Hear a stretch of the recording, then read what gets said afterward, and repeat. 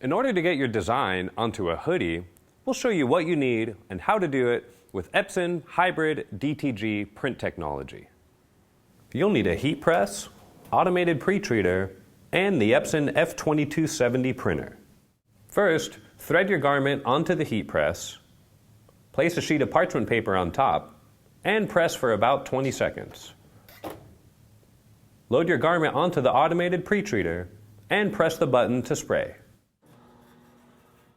Carefully load your garment back onto the heat press and allow it to hover under the heat for a few minutes. Next, place a sheet of parchment paper back on top and press for 75 seconds. In Garment Creator, open the design that you'd like to print. Choose your garment color and click the print button. Load your garment onto the platen, smooth out any wrinkles, and press the blue button to begin the print.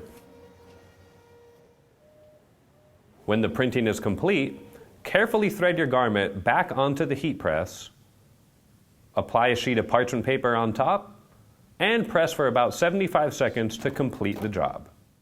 And that's how easy it is to get your design onto a hoodie with the Epson SureColor F2270.